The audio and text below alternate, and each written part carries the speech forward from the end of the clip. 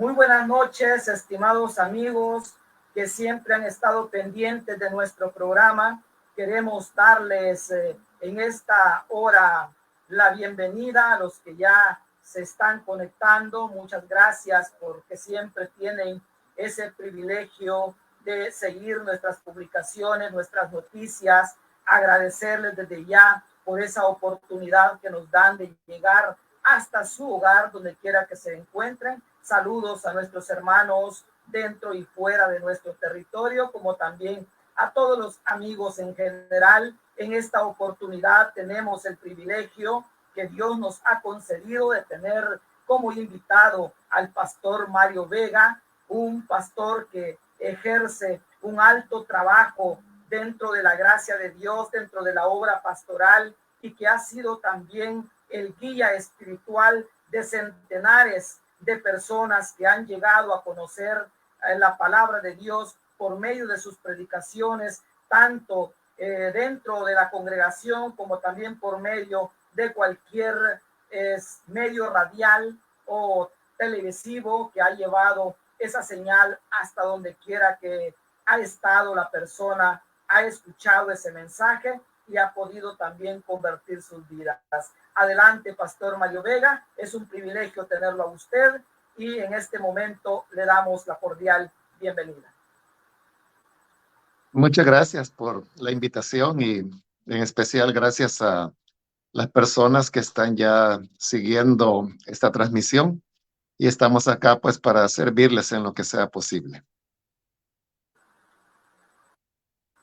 Gracias, Pastor, nuevamente, y quizás vamos a entrar en detalle ya en la entrevista que nos corresponde. Sabemos perfectamente lo que nuestro país está viviendo y en primer lugar quizás vamos a estar tocando cuál es el análisis que usted tiene, Pastor, acerca de la crisis económica que está viviendo nuestro país, que están viviendo los trabajadores que tienen un salario mensual, pero que ese salario no es capaz de poder sustentar la vida, las necesidades que tienen como personas, como familia, y cada día nos estamos dando cuenta que la crisis económica va golpeando aún más nuestro país y cuáles también podrían ser las alternativas para poder sustentar, no en un total, sino por lo menos a paliar esta crisis económica que está preocupando también nuestro país. Bueno, lo que ha llevado a la situación actual son varios elementos. Hay factores de tipo internacional que están afectando pues no solo a El Salvador, sino que también a otros países, a otras economías. Pero hablando particularmente de nuestro país, a esos factores internacionales se suman otros que son muy propios de nuestro país. Por ejemplo, un elemento importante que hay que señalar es el desbalance cada vez mayor que hay entre lo que el país produce y lo que el país adquiere. Es decir, El Salvador, como cualquier otra persona, puede tener ingresos, por ejemplo, a través de un salario, o puede también tener gastos cuando una persona compra cualquier tipo de producto. Entonces, de igual manera, los países tienen ingresos. Los ingresos son dados por las producciones que estos países puedan tener. En el caso de El Salvador, tradicionalmente los ingresos han sido más que todo de tipo agrícola, porque nosotros no tenemos materias primas que podamos exportar hacia otros países. Nosotros no exportamos, por ejemplo, hierro o cobre, no exportamos minerales o cualquier otro tipo de materia prima, sino que la exportación es fundamentalmente agrícola y un poco también de lo que son productos marítimos que son recogidos pues a lo largo de la costa salvadoreña. Cuando el país vende estos productos hacia otras naciones, entonces es cuando tiene ingresos. Y luego el país gasta cuando compra fuera de sus fronteras aquello que no puede producir internamente. Entonces, no hay ningún problema con que un país venda y compre, como no hay problema que una persona también perciba ingresos y luego tenga gastos. El problema se da cuando hay un desequilibrio, cuando la persona, por ejemplo, gasta más de lo que gana. Y eso también puede suceder con los países. Y es lo que ha ocurrido con El Salvador desde hace ya muchas décadas. Y es que aún pues desde finales de la guerra ya la economía salvadoreña eh, tenía más gastos que lo que el país podía producir. En otras palabras, teníamos más egresos que ingresos. Entonces quedaba una brecha que no estaba siendo cubierta. Pero esa brecha era llenada a través de las remesas. Esa brecha se fue profundizando en la medida que los años fueron pasando, pero como siempre hay salvadoreños que están saliendo fuera del país, entonces la cantidad de remesas también iba aumentando año con año. Y eso hizo posible que ese déficit, ese faltante de capital se pudiera llenar en todos los años anteriores. Pero ha sido hasta el año 2022 cuando por primera vez esa brecha no se pudo llenar.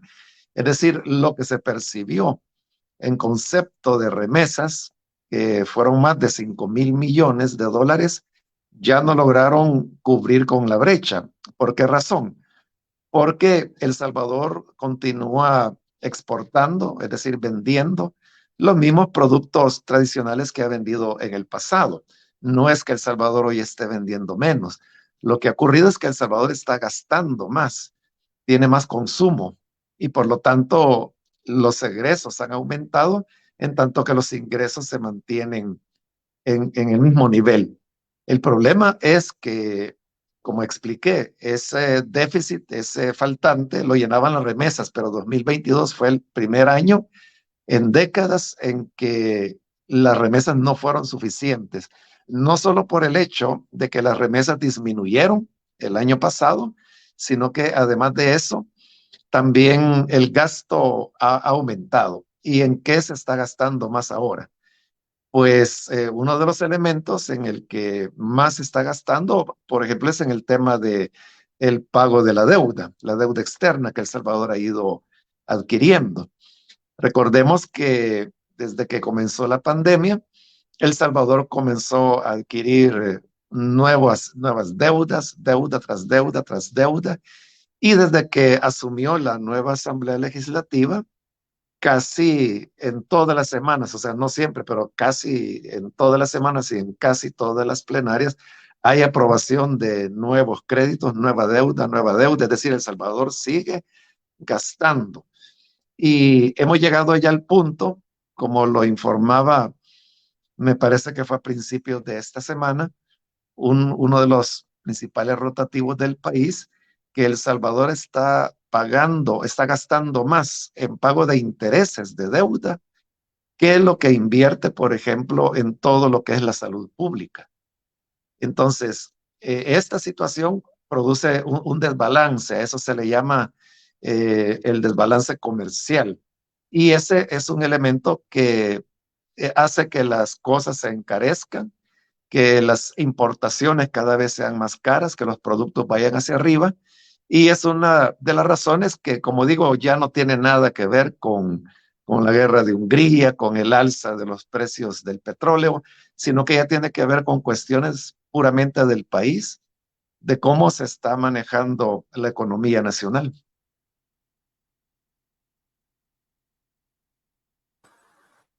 En ese tema, conocemos que cada día se van incrementando los precios. El Salvador sigue sufriendo, la clase pobre, la más golpeada por esta recesión que se ha venido, como dijo usted al principio, no es tanto, es internacional y quizás en eso se lavan las manos los gobiernos, en decir, no solamente nosotros tenemos ese problema, pero lamentablemente nuestro país es uno de los más golpeados en este tema. Pastor, ¿qué es lo que deben de hacer entonces las autoridades? Porque esto hay que ser sinceros, no le compete a la gente pobre, al trabajador, pero sí los gobiernos pueden hacer algo. La pregunta es, ¿qué tienen que hacer los gobernantes, los diputados, el señor presidente, para evitar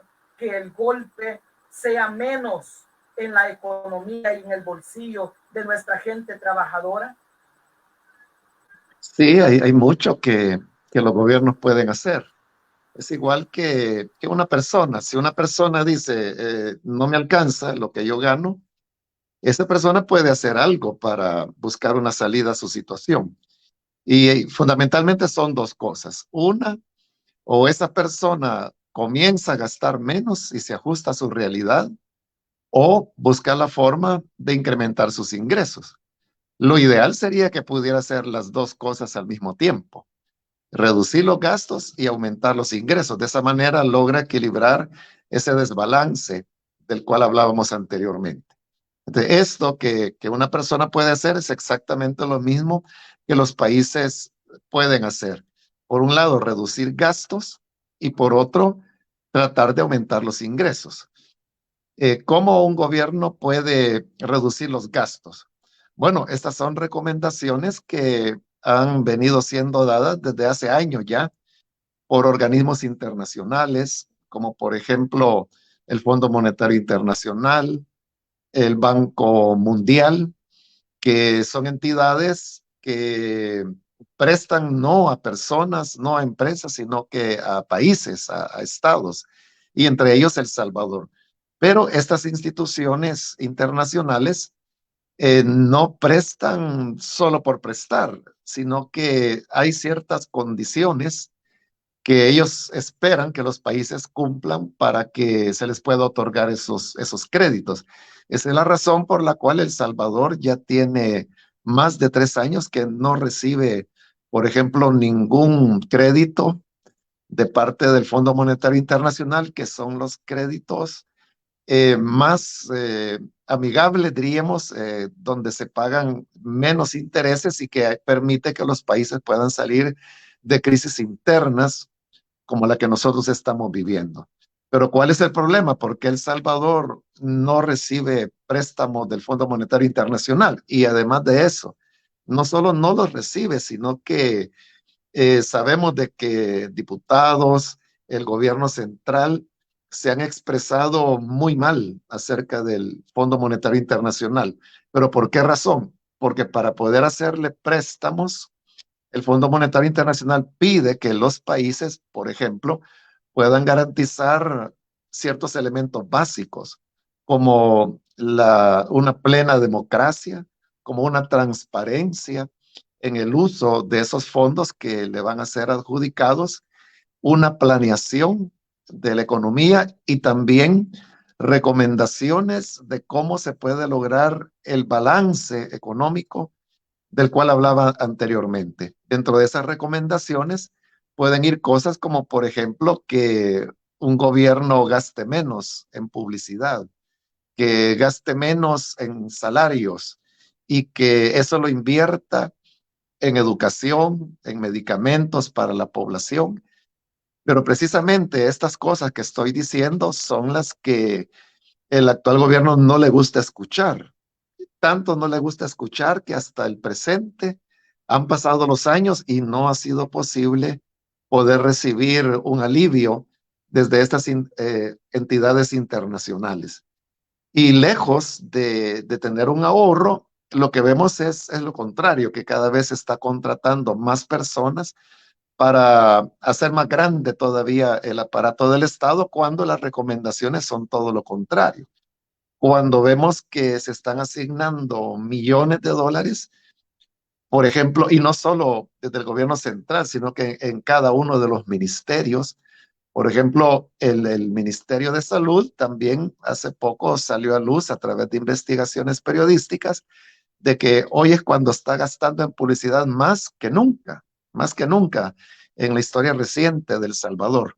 Entonces, lejos de buscar un ahorro en estos elementos, porque sí se puede ahorrar en publicidad, no se hace, sino que al contrario, se siguen aumentando las partidas para ese tipo. Entonces, nadie puede estar a salvo, como lo dijo antiguamente un presidente estadounidense, si se gasta más de lo que se gana. Y eso es lo que está ocurriendo con El Salvador. Y lo otro que puede hacer El Salvador es aumentar sus ingresos, es decir, ganar más. Pero para eso se puede lograr únicamente a través de la inversión extranjera. Es decir, que empresas extranjeras vengan a invertir en El Salvador. Pero ninguna empresa invierte en un país en donde no hay seguridad jurídica. Y seguridad jurídica implica que las reglas, es decir, las leyes de ese país, están claramente definidas y que en ese país hay una tradición de observación y de cumplimientos a esas leyes. Pero sabemos que los últimos años, desde que asumió la nueva Asamblea Legislativa, nuestro país se ha caracterizado por todo lo contrario, con un cambio de leyes, cambio de instituciones, que se cierran entidades que son fundamentales, como por ejemplo la DIGESTIC, que era la Dirección General de Estadísticas y Censos y que también pues ha sido cerrada. Cada vez hay menos rendición de cuentas, cada vez hay más elementos que se reservan, información que se le niega a la población. Entonces, todo esto no le permite al empresario sentir la confianza de venir a invertir en el país. Y esa es la razón por la cual, a pesar de la publicidad que puedan hacer, en la realidad no hay empresas extranjeras que estén queriendo invertir en el país. Si no, uno podría preguntarse a dónde están las nuevas empresas, a dónde están las nuevas fábricas, cuáles son los nuevos rubros productivos que han venido a El Salvador. Y si revisamos y preguntamos, vamos a ver que tales inversiones no se están haciendo. De manera que El Salvador no está aumentando sus ingresos y por el contrario está aumentando los gastos.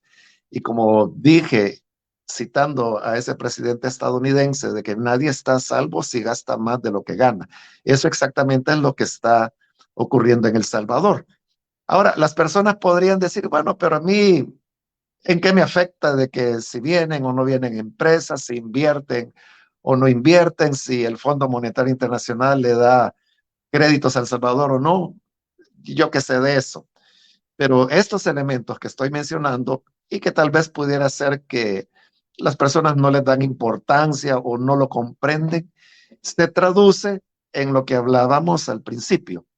Y es que los huevos están más caros, el queso está mucho más caro. Y el problema de esto es que quienes resultan más afectados son las personas de menores recursos, porque la persona que tiene ingresos medianos, digamos, o que tienen ingresos altos, pueden absorber el costo de que hoy los huevos estén más caros o que los productos estén más caros, simplemente gastan un poco más, pagan lo que los productos cuestan hoy. Pero eso es para el que tiene las posibilidades de poder absorberlo. Puede ser una familia de clase media que no tiene muchos recursos, pero que a lo mejor acostumbraban, por ejemplo, todas las semanas salir el día sábado con la familia a comer a algún lugar, eh, pollo, pizza, qué sé yo, cualquier cosa. Entonces esa familia, por ejemplo, puede maniobrar y decir, bueno, ya no podemos seguir de esa manera. Entonces, en lugar de salir 4 veces por mes, salgamos a comer solo 2 veces al mes. Y con ese dinero que ahorran, pueden cubrir el costo del aumento de los productos. Pero ahí estamos hablando de una familia de clase media. Pero ¿qué ocurre con aquellos que pertenecen a estratos más populares, que es la mayoría de la población? No tienen esa capacidad de maniobra. Para ellos la maniobra es una comida menos al día.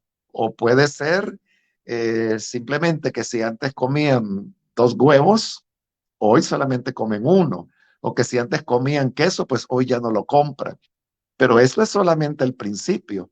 Sabemos que el año 2023 será un año difícil, así ha venido siendo anunciado por los economistas desde tiempo atrás, una crisis que se anunció que habría de comenzar en julio de 2022, como efectivamente ocurrió y como está ocurriendo al principio de este año 2023. De tal manera que para las personas que dicen, a mí en qué me afecta, afecta en eso, que hoy los recibos de energía eléctrica son mucho más altos y todas las cosas se irán encareciendo porque alguien tiene que pagar la deuda. Y uno puede decir, bueno, la va a pagar el gobierno, ¿no? Pero el gobierno no tiene otro dinero más que el de la población. En otras palabras, somos nosotros los que tenemos que pagar los gastos de publicidad, los gastos de que hayan supersueldos ahora que están ganando funcionarios públicos, diputados, etcétera. Entonces, todo eso lo pagamos nosotros y nos afecta en lo que día a día tenemos en nuestras mesas para comer.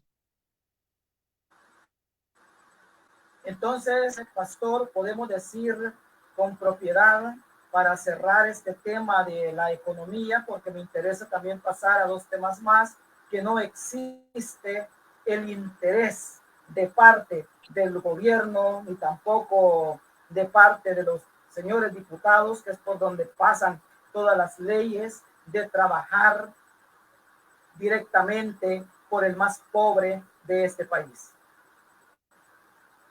Sí, así es.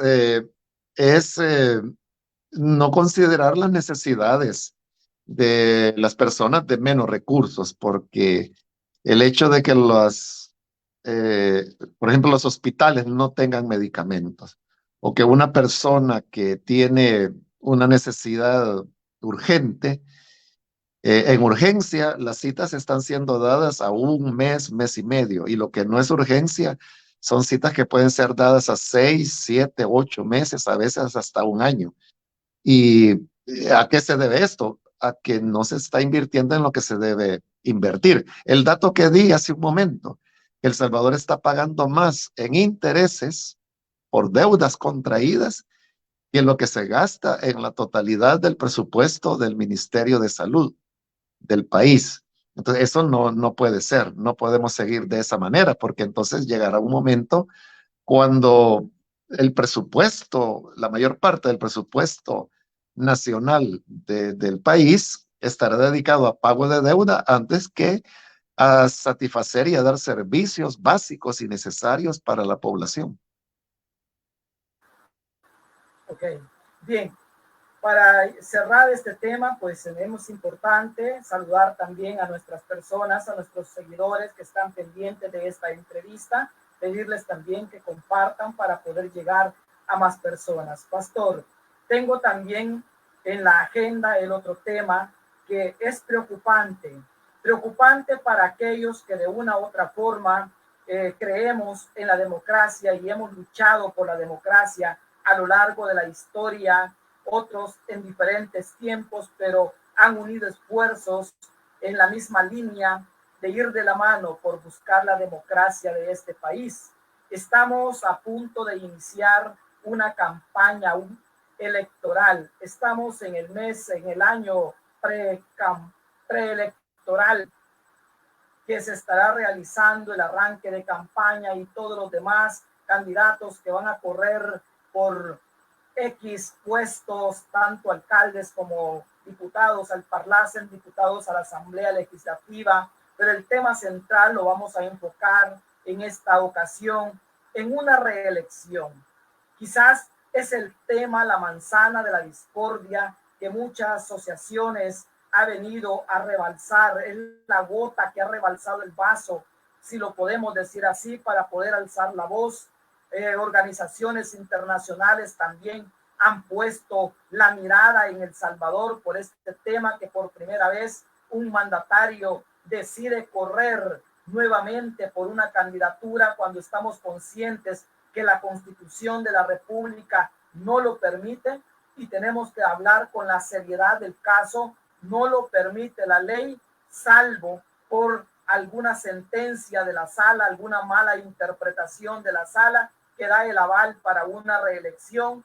Vamos a mirar en el futuro, en estos meses que vienen, si el presidente toma nuevamente esa decisión, porque desde que lo anunció se ha quedado un poco callado, mas sin embargo hay voces relevantes que anuncian desde ya que iniciará otra intento por ganar la presidencia nuevamente. Ante este tema, pastor, que es bastante polémico porque unos apoyan, otros no apoyan. Parece ser que el país está un poco dividido entre que apoyen o no apoyen, pero quisiera escuchar también de su parte como representante de la iglesia, como una voz que siempre ha estado en diferentes medios de comunicación interpretando los temas de nación. ¿Cuál es su lectura? ¿Cuál es su análisis sobre este punto en el cual vamos a estar viviendo en los próximos meses? Pues eso es algo de lo que mencionaba anteriormente, que cuando hablaba de que los organismos internacionales no prestan el dinero solo por prestarlo, sino que piden, entre otras cosas, dije el tema del respeto a la ley y que los países puedan estar viviendo en plena democracia. Esa es la razón por la cual otros países donde hay regímenes muy autoritarios o dictatoriales no reciben este tipo de ayuda, porque es como un mecanismo que la comunidad internacional tiene para darle un jalón de orejas a estos gobiernos y decirles si van por mal camino, no van a tener el apoyo de la comunidad internacional. Entonces, el salvadoreño eh, promedio, diría yo, o mayoritario, yo sé de que sí le parece, está muy contento con la idea de que el presidente se reelija. Creo que si las elecciones fueran mañana domingo, por ejemplo, yo no tengo duda que el presidente ganaría y ganaría voto sobre voto, ¿verdad? O sea, no tiene necesidad de hacer ninguna fraude ni nada porque tiene el apoyo suficiente como para ser reelegido. Si las elecciones fueran mañana, no son mañana, falta un año, ¿verdad? Pero si fuera así, eso ocurriría. Entonces, porque las personas pues están muy contentas porque creen que las cosas van a ir bien.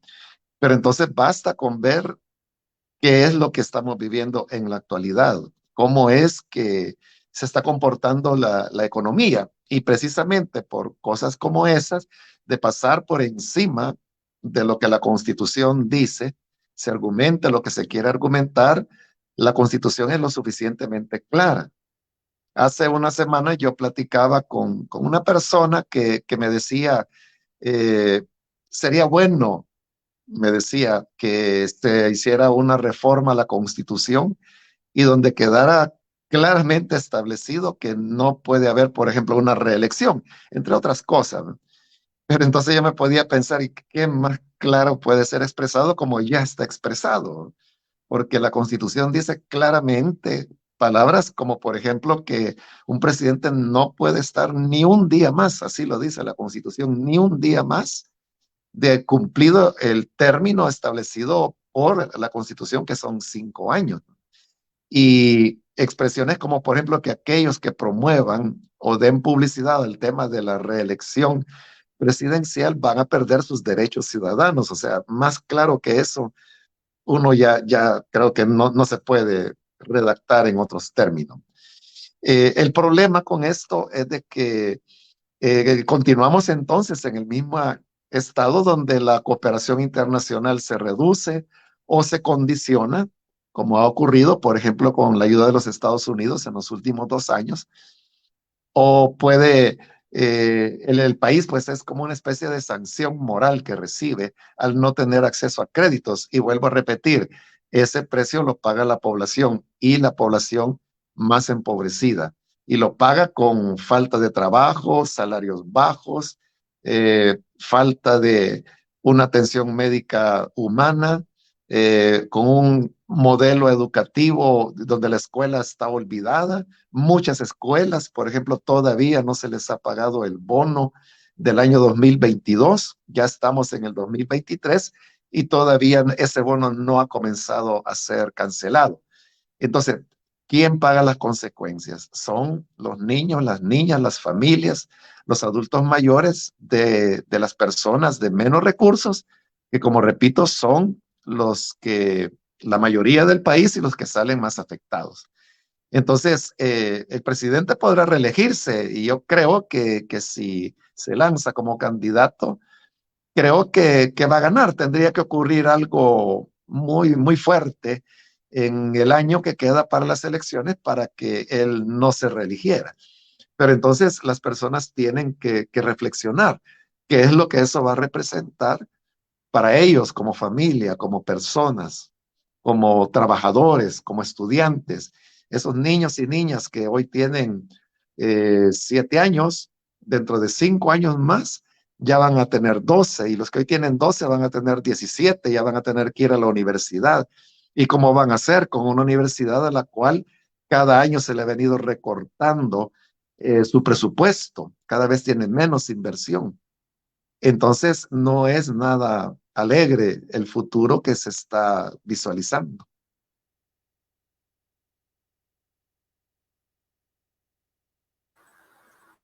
Exacto. Yo creo que también el pueblo debe de aprender a llevar un análisis, a investigar más, a leer más acerca de las leyes de nuestro país. Estamos conscientes que la Constitución dice que no se puede reelegir, más sin embargo, una gran cantidad de población dice que, bueno, que hay oportunidad y que la ley lo autoriza. Creo que es un ejemplo que podemos poner entre la Biblia, la palabra de Dios, que es clara. Hay mandamientos directos, hay mandamientos indirectos en la Biblia, como también hay mandamientos por efecto aprobado, mas sin embargo hay muchos que se saltan esos mandamientos interpretando hermenéuticamente mal los principios o algún texto bíblico para poder llevarlo de acuerdo a su beneficio, mas sin embargo creo perfectamente que como personas analistas razonables que tenemos esa oportunidad que Dios nos ha dado de poder razonar, debemos de mirar lo que corresponde de acuerdo a la realidad y lo que está en contra de las leyes de nuestro país. Y no se puede apoyar, tenemos que ser sinceros, no podemos apoyar a una reelección cuando está en contra de las leyes de nuestro país.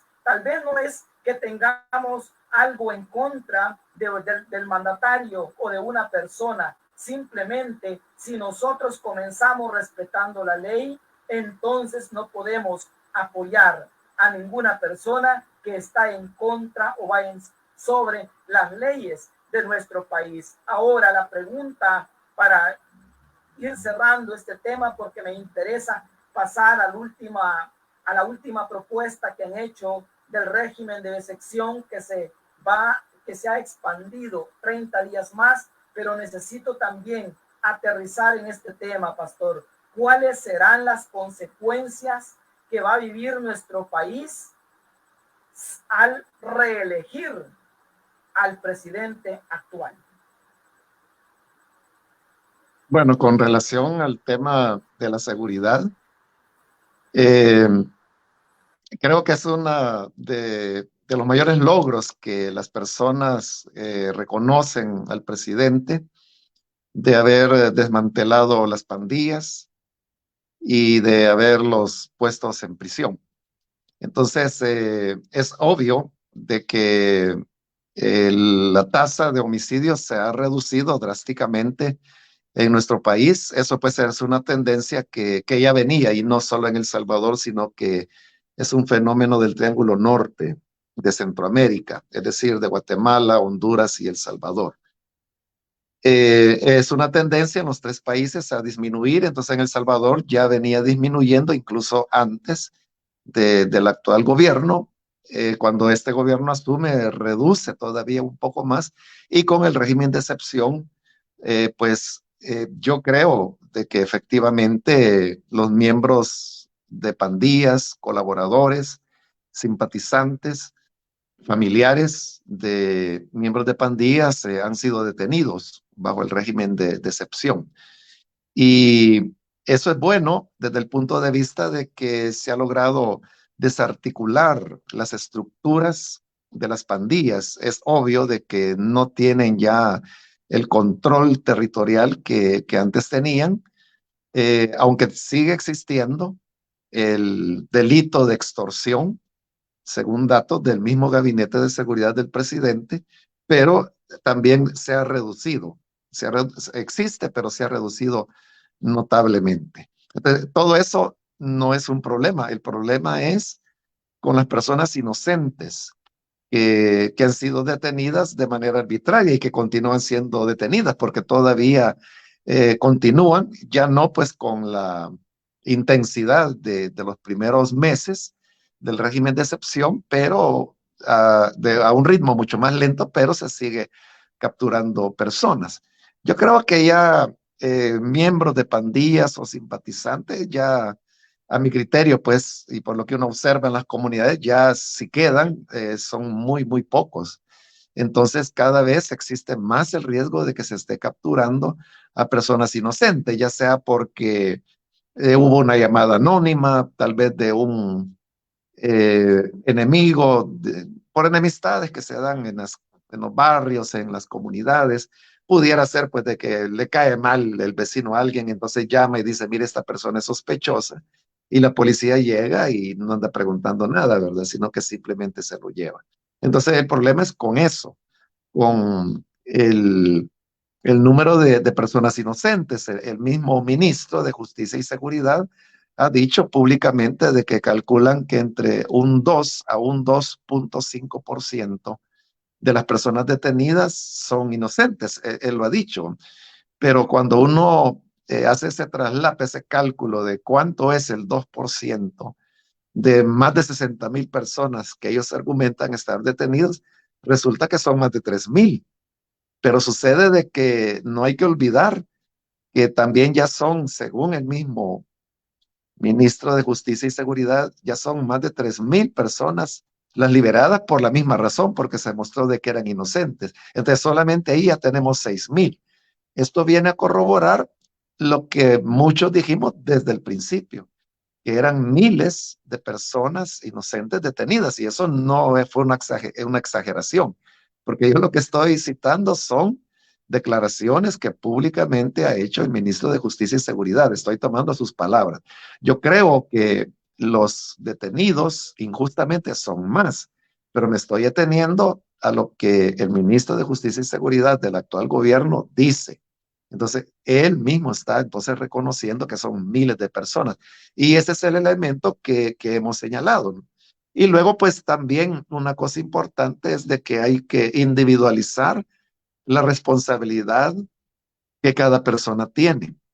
Porque, digamos, todas las personas que viven en áreas populares o pobres saben cómo operaban las pandillas. Entonces saben que las pandillas tenían, por ejemplo, liderazgos y que habían otras personas que eran normalmente niños, muchas veces menores de edad o muy jóvenes, que eran utilizados como postes, se les decía, ¿verdad? Que eran los vigilantes que estaban en las esquinas informando a los líderes de cualquier movimiento, de que entró fulano o entró mengano.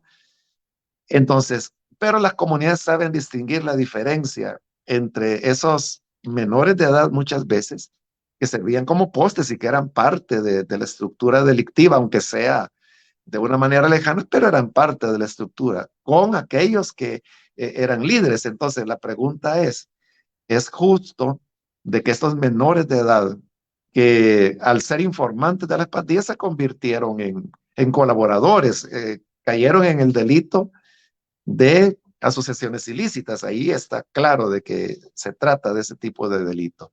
Pero este joven que lo único que hizo fue eso, ser poste, tiene la misma pena, tiene el mismo trato de un líder o de un gatillero, como le llaman, que a lo mejor tiene a su cuenta 8, 10 personas, 12 personas asesinadas, ¿verdad? Y tanto aquel joven iluso que quizás por andar en vagancia se convirtió en poste, la misma pena que aquel que tiene la responsabilidad de no sé cuántas muertes sobre su vida, de no sé cuántos asesinatos, y los dos están recibiendo la misma paga. Entonces, a eso me refiero, de que tiene que haber una individualización, una investigación.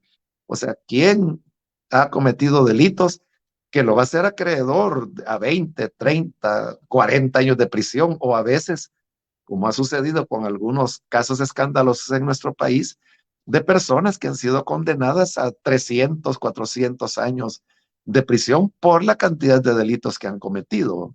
En tanto que otros, pues quizás les va a corresponder 4 o 5 años de pena. Entonces, pero para lograr esa justicia entre las personas ya capturadas, se necesita investigar, se necesita individualizar el delito.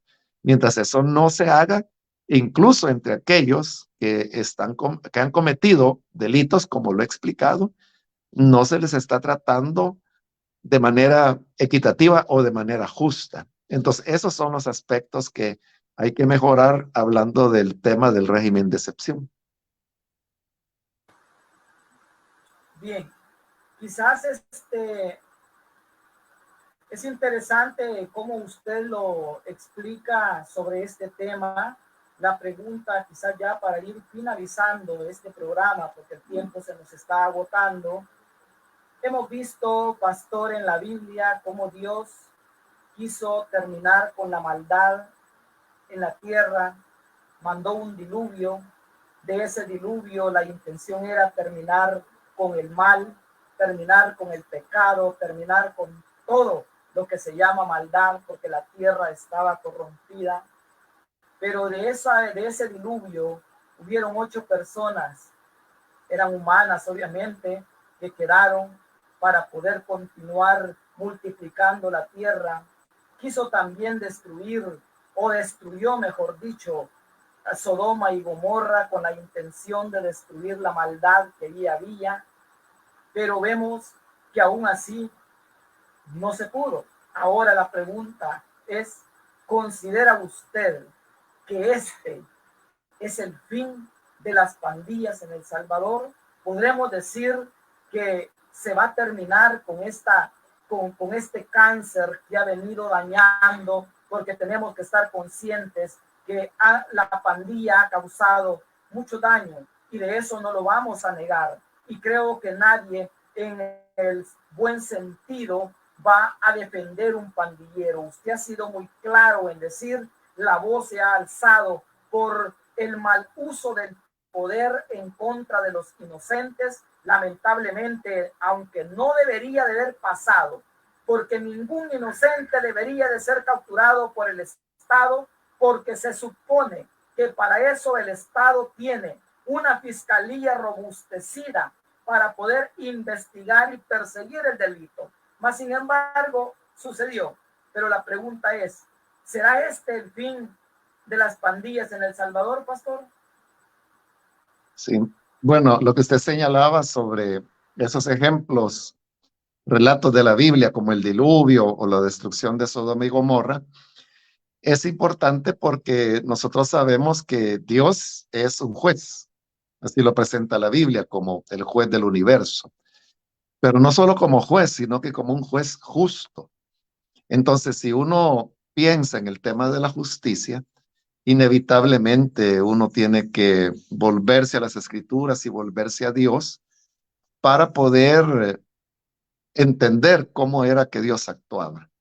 Y yo creo que ese ejemplo que usted ponía de Sodoma y Gomorra es importante porque recordemos que antes de que la destrucción ocurriera, Dios se lo comunicó a Abraham, que iba a destruir las ciudades. Entonces Abraham comenzó a interceder y le dijo, pero Señor, si en estas ciudades hubieran 50 justos, vas a destruir a toda la ciudad y estos justos también.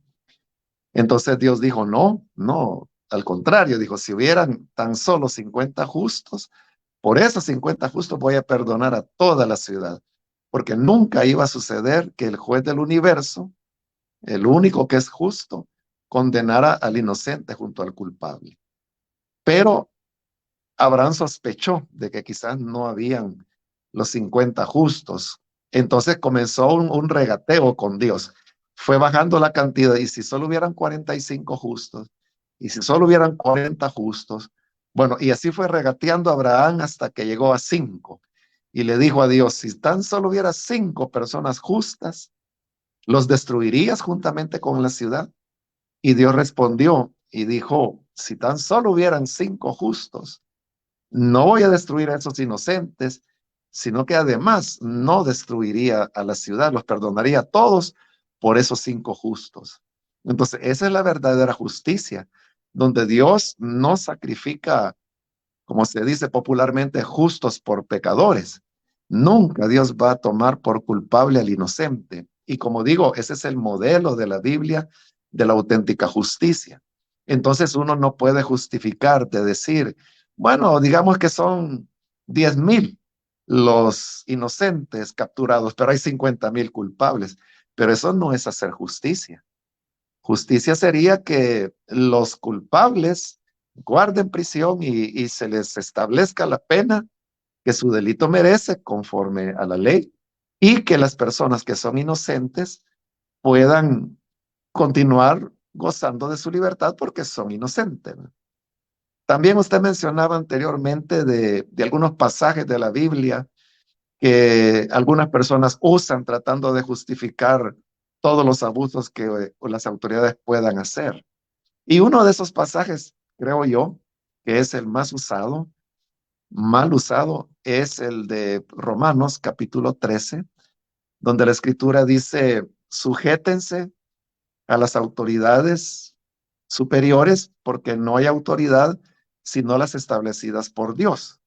De tal manera que el que se opone a la autoridad, a lo establecido por Dios se opone. Entonces citan ese pasaje y dicen, no, el cristiano tiene que estar sometido a las autoridades, tiene que obedecerlas, y eso lo entiende como estar de acuerdo con todo lo que el gobierno hace. El problema es que los que citan esos primeros 2 versículos del capítulo 13 de Romanos no siguen leyendo los versículos que siguen después de ese, porque después lo que sigue es que Pablo, que es el que está escribiendo ahí, dice que las autoridades no están puestas para infundir miedo al que hace lo bueno, sino al que hace lo malo. Y dice, y no por eso, no en vano, lleva la espada para castigo de los malos. Entonces, nótese, la autoridad a la cual la escritura dice que hay que sujetarse es aquella autoridad que defiende al bueno y castiga al malo. Pero eso no es lo que está ocurriendo en nuestro país. En nuestro país lo que sucede es que hay malos que no han sido castigados, como el caso del líder de pandillas, el Crop, que debería estar preso, pero que ilegalmente fue sacado de prisión, fue hospedado en un apartamento de la colonia Escalón, de lo cual hay fotografías, videos también, y que luego posteriormente fue sacado del país por confesión de su propia boca del que es el secretario de Inclusión Social o de Tejido Social. Entonces, ahí tenemos de que a un malo se le privilegia, se le saca fuera del país, se le saca de prisión, ilegalmente se le hospeda en un apartamento de lujo, en una de las zonas más caras del país, pero tenemos muchos inocentes, muchos de ellos cristianos, que se encuentran en prisión. Entonces, no es una autoridad que esté castigando al malo y que esté protegiendo al bueno, sino que en miles de casos, según palabras del mismo ministro de Justicia y Seguridad, está ocurriendo lo contrario. Entonces, ahí es donde el cristiano tiene que reflexionar y ponerse a pensar si entonces, de una manera ingenua, diría yo, hay que continuar respaldando o apoyando o aún aplaudiendo hechos que desde la palabra de Dios no van conforme a la justicia que Dios nos muestra cuando no sacrifica ni siquiera uno.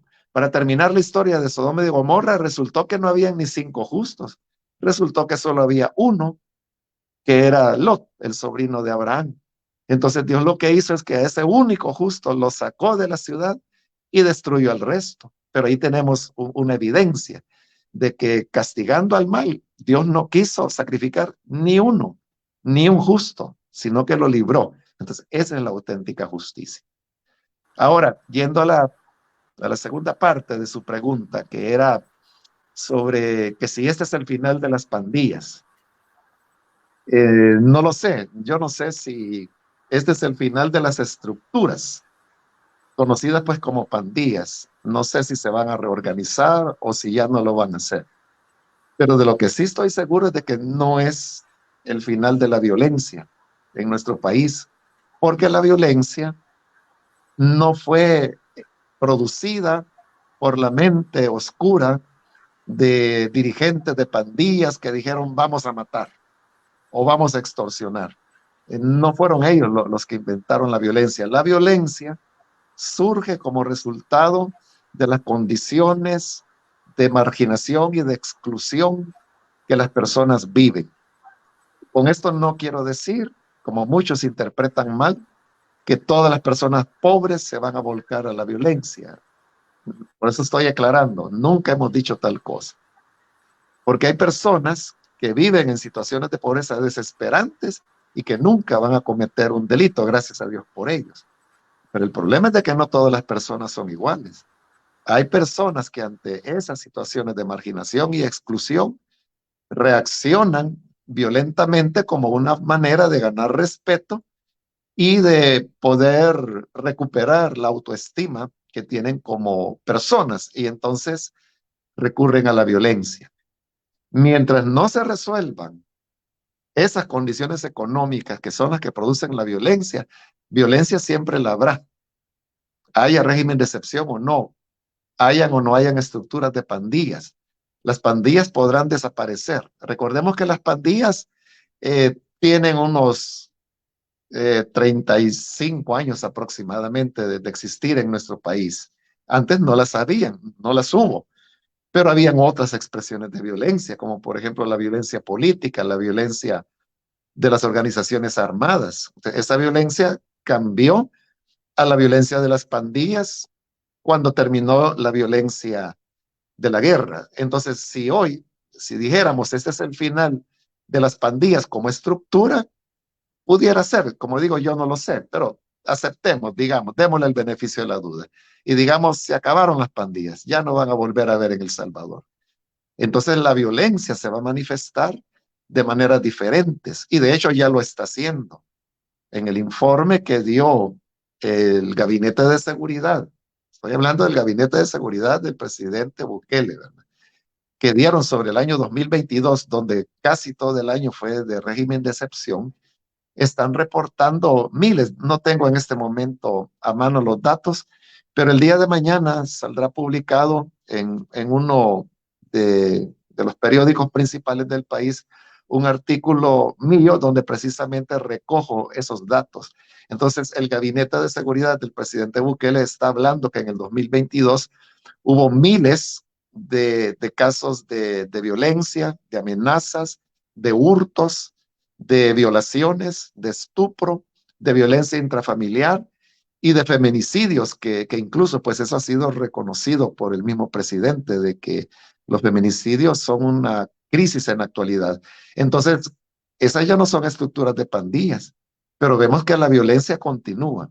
¿Y por qué somos así? ¿Por qué somos violentos? Porque las condiciones que producen la violencia no están siendo cambiadas. No fueron cambiadas con los acuerdos de paz, no están siendo cambiadas ahora.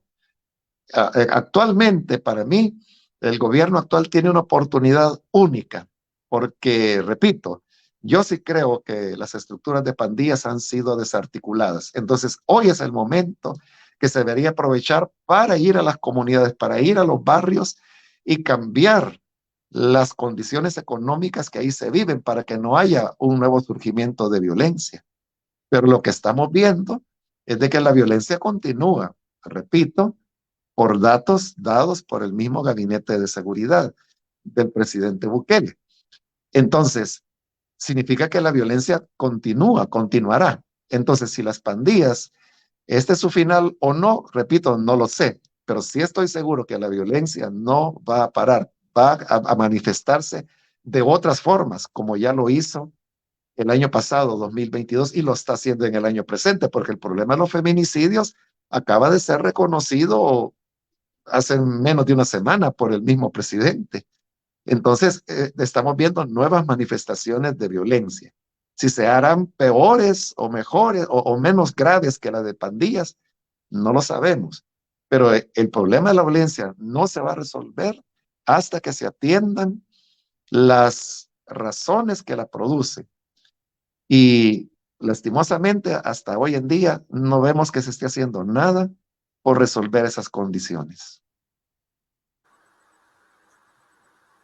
Bien, muchas gracias, pastor, por el tiempo que nos ha dado. Estaba viendo un último comentario, dice: muchas personas inocentes jóvenes, solo por ser jóvenes, se los llevaron. El hecho que vivamos en colonias pobres no significa que seamos delincuentes, esa es una realidad. Conozco personas pobres que son honradas, trabajadoras, y el de estar en una zona marginal no significa tampoco ser delincuente. Muchas gracias, pastor, por el tiempo que nos ha regalado. El tiempo se nos ha terminado. Agradecer a nuestra audiencia también, tanto dentro como fuera de nuestras fronteras. Si tiene el tiempo, pastor, para poder despedir el programa, esperando que no sea el último, que sea el principio de muchos programas más que vamos a tener con usted. Le agradecemos de antemano, que Dios le bendiga, y tiene el tiempo para poder despedir también el programa. No, gracias de mi parte. En primer lugar, pues a usted por haberme hecho la invitación, y gracias también a de todas las personas que han estado siguiendo esta red y que han estado escuchando, enviando comentarios. No los he podido leer, pues porque iba a perder el hilo de lo que estaba hablando, pero voy a revisarlo después cuando termine la transmisión. Así que muchas gracias a todos. Que Dios nos ayude para que podamos ver días mejores. Siempre continuemos orando por los gobernantes para que Dios los ilumine y los guíe a hacer las mejores decisiones, las decisiones justas, que cambien los corazones para que beneficio de las mayorías, que es lo que buscamos. Y esas mayorías que digo son las personas que al final de cuentas terminan pagando los platos rotos. Que Dios les bendiga a todos. Igual, muchas gracias y que tenga una feliz noche. Hasta la próxima.